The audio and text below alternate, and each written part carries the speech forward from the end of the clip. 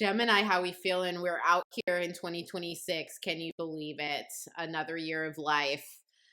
Oh my God. I just can't. It's great. It's great to be here. It's great to be here with you.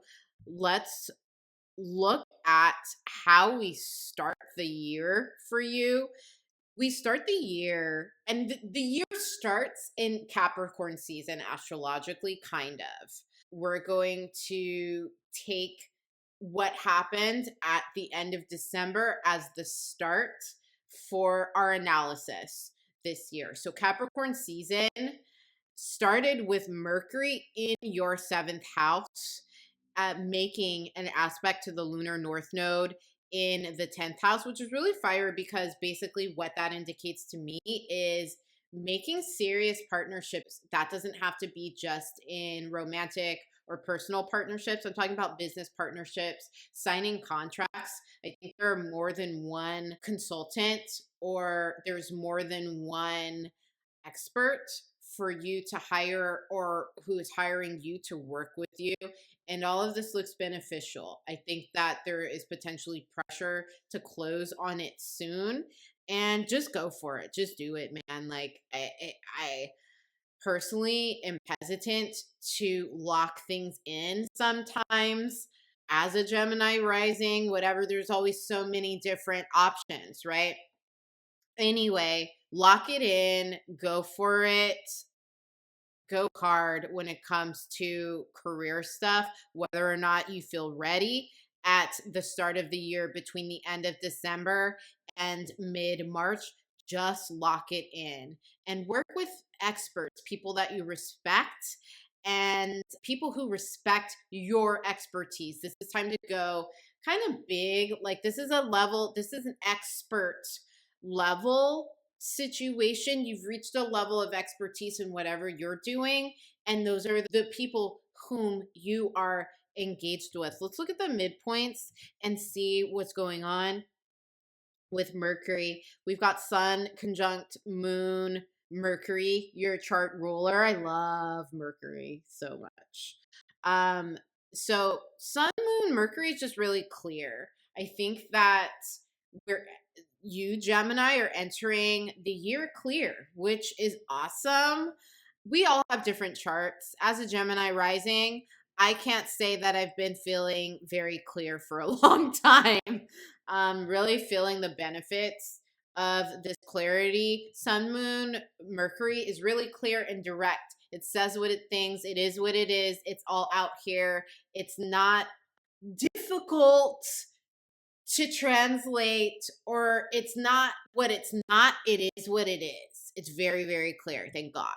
Let's look at what harmonic this falls in potentially. It's 9 times 12. So the 12 actually adds an element of weirdness. 12 is the quincunx aspect, which is a growth process. And it is a growth process that is uncomfortable at any time in life, in my opinion. I call it eternal puberty because that's what the quincunx is. It's growing into something that you feel that you don't have the capacity for and or the skills to do. And that's cool. You don't have to rely on your own skills for this. You can rely on the skills of your milieu, of the people that you're signing these contracts with and that you're doing this big work with. Rely on them. Like, let them show you the light when it comes to that. I'm saying that because it's a 9 times 12. 9 is community and healing.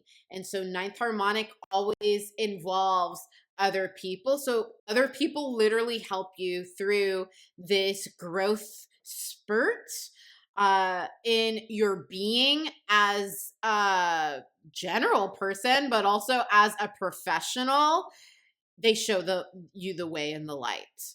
Let's move on to the spring in the northern hemisphere, fall in southern, and see what Mercury is doing here for you at the end of March. March 20th is when this energy starts, and it's going to be in your career. So this is a heavy career year for you, Gemini. This is you coming out with your voice, of course, but also just the different levels and roles of leadership, whatever that looks like for you. If you're rising up as a manager versus a different kind of lower position, there are no low positions. I don't care what you're doing, you're valuable. I'm just saying this is some boss shit that we're entering into. It's a new level of responsibility for you. You're going to have the lunar north node conjunct Mercury at the time of the sun in Aries ingress. And that is really cool because that's really badass. The lunar north node is a point in the chart where there is no impediment to its expression or manifestation. So basically, shooting things out like a geyser. Please have trust in yourself because you're gonna fucking kill it. I don't care what you're up to professionally, you are going to kill it. Even with the learning curve and even with the nerves, it's really it's really looking pretty fire out here for you, Gemini, professionally. Just had to take a breath with that. Okay, so you still have the sun, moon, Mercury as like a common theme with these cardinal ingresses so far. And the clarity, thank God. I'm just so celebrating the clarity for you, Gemini. My God. I mean, that's so beautiful. What an experience. I'm jealous. I'm just kidding. I'm a Gemini rising, so I get to the benefits of this as well. Ha ha ha. But okay, let's keep going. You've also got Venus conjunct Mercury Uranus midpoint, 49-minute orb. That's different. That has everything to do with sexual, musical, and energetic expression. Venus Uranus is sex, music, energy, healing, and it's also dance. Venus Uranus is also dance.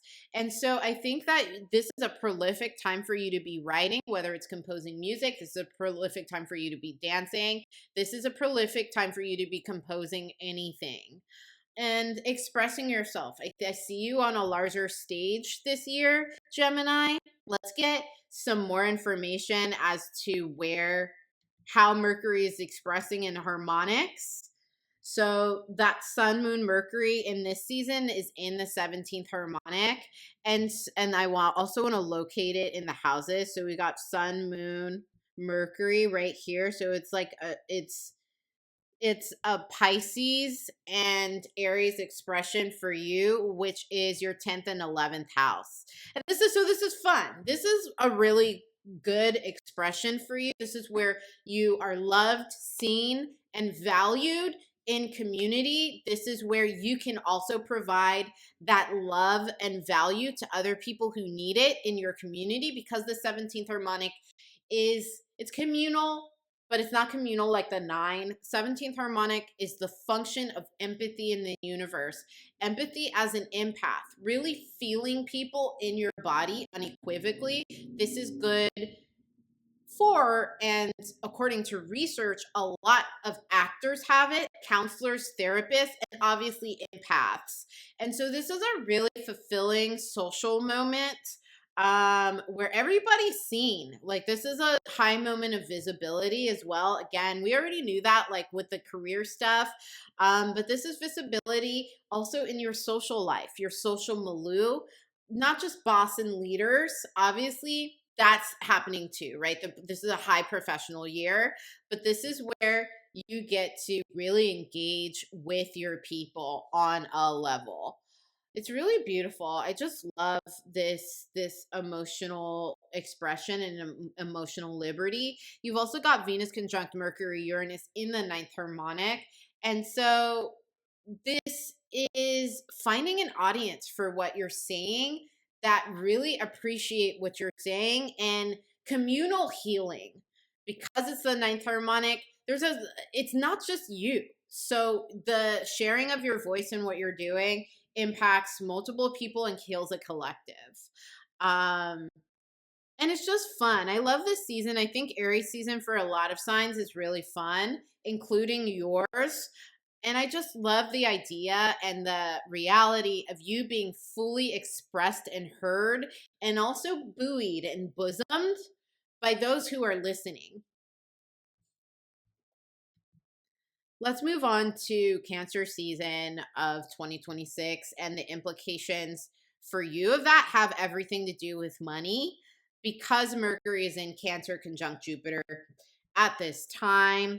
Uh, and so when we get to summer, northern hemisphere, winter, southern hemisphere, we've got you, Gemini, focus on expanding your effing money and what you're going to do with your money too, right? So I think that you might have money to invest potentially and to expand, and also just thinking about what knowledge you can share.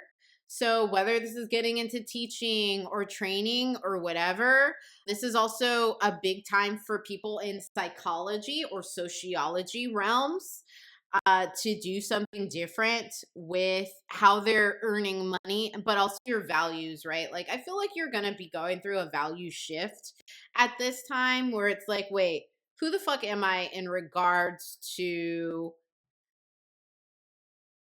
intimate situations, your home, your family, what you need to nourish yourself at the core? It just starts to change, and there are new things and themes arising for you to consider that maybe you haven't considered before. You want to help, I think, on kind of like a larger perspective way. You want to help in a larger way. But also, this is a discussion of bandwidth of you as an individual. How much can you give? How much can you give to your family, to the collective? What are you investing? And these are the questions that just come up. I don't know if you have answers to them yet. It might take you the whole solar season from June to September to really engage with those answers or engage with those questions and have no answers until like the end. We don't know. There's just something that's popping up. You've got Sun conjunct Mercury Uranus, 1 degree 36 minutes during this season. What else is Mercury doing here? So we've got Sun, Mercury, Uranus. Then we've got Uranus conjunct Mercury, Saturn, midpoint 27 minutes. This is really a lot. And both of these speak to that reevaluation energy when we get to the summer. There might be some stuff that you got to go through.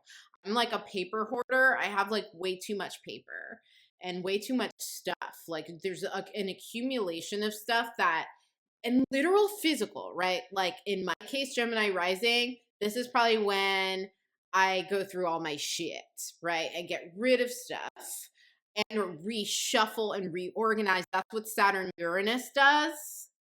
And Mercury Uranus, I don't think reshuffles and reworks the way Saturn Uranus does. Mercury Uranus is more inventive. Mercury Uranus more just gets like clear downloads on crazy stuff. I don't know, like it's not always crazy. It's just it's innovative thinking, it's fast thinking, it's sharp, it gets the picture really fast. And so when you have all these like major insights coming through your head, plus that Saturn Uranus reshuffle energy, there's just stuff for you to reconfigure and do that is more aligned with your current life and the things you are planning for your future. So it's a shuffling, it's a reshuffling era and a get your mind right era. When we get to the summer, let's look at where this stuff lands in harmonics potentially. So we have 107th harmonic. That is a big harmonic here. Okay, good. I thought I pulled these up. Sun enters Cancer. Let's just look at what the 107th is and what it's comprised of so we can get a picture of what. So it's a 17th harmonic. So 17, 47, 11, and 5. So unearthing information, 47th harmonic, secret information. This is a really cool interpretation and flex on this because basically I feel like the part of the reshuffling has a lot to do with the secrets you learn about other people too, right? Other people's secrets. It's just stuff is just coming to the surface. It's like it's like a little volcano or something of stuff coming to the surface that was once hidden. Doesn't necessarily have to be in the realm of gossip and secrets, which, I'm not necessarily super proud of this, but as a Gemini rising, I love all the tea. I love fucking gossip. I don't do it anymore the way that I did when I was younger, which is like really toxic, but I love all the goss. Like, tell me, please, rise to the surface. So, information's rising to the surface. Information is shuffling, causing moves, and causing innovation. This is where you really innovate your entire life when we get to this Sun in Cancer ingress, when we got to June through September. Obviously, it's the summer here in the northern hemisphere, winter down there in the southern, but typically the summer up here is party time. Like, let's go. Like, I don't do jack in the summer, or I try not to do too much because I'm always going to a party or to the beach or whatever, right?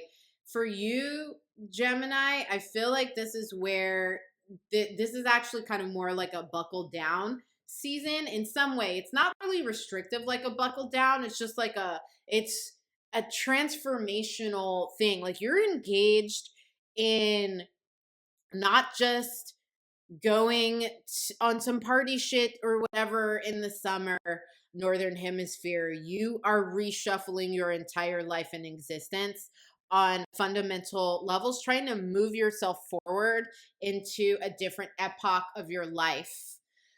Really, really exciting. I'm excited for you. You've also got Mercury conjunct Moon, Mars, Uranus in this era, and that has everything to do with humor. And so this looks really, really fun. Oh, actually, no, excuse me. It's Mercury conjunct Moon, Mars. I think I said Moon, Uranus. So Mercury conjunct Moon, Mars in the sixth harmonic is engaging with the psychology of other people and really unearthing what they're thinking and having a lot of other people's thoughts and ambitions drive your thoughts and actions for good or for ill. Let's look at the aspect grid. I just want to see if Mercury is doing something else that we need to be aware of in harmonics for you. It's in your first harmonic. That's really strong. And not really. We're not really getting that much. We've got Mercury, Venus in the 23rd harmonic, which is just random. Like, it's just random conversations and off the cuff. Like, what? So this whole revelatory information thing is really kind of like a critical thing during this Cancer Sun ingress. Let us close out the year, Gemini. Let's see what's going on when we get to the final 3 months of the year for you. So we have like romance and creative projects that are really lit up. And this is actually kind of freaking sexy. Oh my God. Like, I am intoxicated. So we've got Uranus in Gemini. It's really, really there at this point. And then Uranus is contacting Venus in quincunx form. And it is sesquiquadrate your ruling planet, Mercury, which is an eighth harmonic function. Let's look at the eighth harmonic. I don't think we actually went inside the harmonics. I just want to see what Mercury, they're going to be conjunct Mercury, Uranus. I'm not going to do, I'm a hyper nerd, as you can see. I'm doing math in my head with astrology. If you want to learn about this, check out my course, Harmonic Astrology 101. There is live support in the student portal there if you're curious. But anyway, so yeah, Mercury, Uranus conjunct with your midheaven here in the eighth harmonic. And then we have a yod with Moon, Mercury, Mars, which is so fascinating because Moon, Mercury, Mars, that whole like psychology, competitive psychology, personal psychology, it seems to be a theme for these past like 6 months for you, Gemini. And basically this is just saying like you have a competitive edge the eighth harmonic definitely confirms that you have a competitive edge. Your strategy is really on point with all the innovative shit that you're doing. I think that this is such an innovative year, even for you, Gemini, that it could just on a human level be like, hey, what the fuck am I doing? Yeah, like this is great, but all this crazy stuff is the stuff that is important for you to move into, and it's actually a competitive edge. Believe it or not, even though it may not be part of your normal formula or something that you've done before, it's gonna give you a competitive edge, and I'm really, really excited for you. Let's look at the midpoints and see what else. Oh, let's talk about their love and romance. Like, come on now. That's pretty important here as well. Why I say love and romance is because your ruler, Mercury, is in the fifth house and it's conjunct part of spirit and not really the sun. It's looks like it's conjunct, but the orb is a little wide. I think this is where this again, learning random shit about people is really coming to the surface, unearthing information that was once hidden is happening again, and for good or ill, this will probably make you like who you're dating or collaborating with even more, or way less be like, wait, I didn't know you were a super freak, like eating butt hair or whatever, which I'm not. Like in a sexual way, like do your thing as long as it's consensual. If you like butt hair, go for it.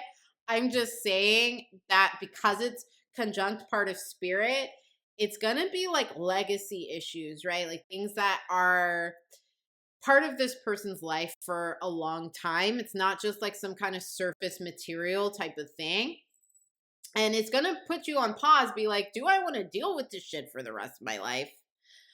I'm not sure, like, so give yourself that space to reflect and consider. Fifth house is the house of sex, right? So it's like they're fifth house and eighth house, that's where you get your freak on sexually. Ideally or ideologically, for a lack of a better word, sex can happen in different places. Venus Uranus is sex, but we have Venus Uranus via quincunx here. And so quincunx, that eternal puberty growth process, quincunx is never comfortable. And so I feel that you are just in this uncomfortable space around people you might be dating, thinking, is this partnership something that like? Are you sexy anymore to me now that I know that you eat butt hair? I'm not sure. There's just something putting you on pause in terms of integrating your sexual relationships, but also this also has to do with any project that you're coming up on or any project that you're engaged in. There's just like some kind of weird freak shit that goes down that you might just have to tune things a different way for. And you're changing a lot. Like, I feel like this is a whole new you. You've become a whole different character yourself. And so there's a lot of things about you that is adjusting to how you're relating and creating and the things that you get caught up with.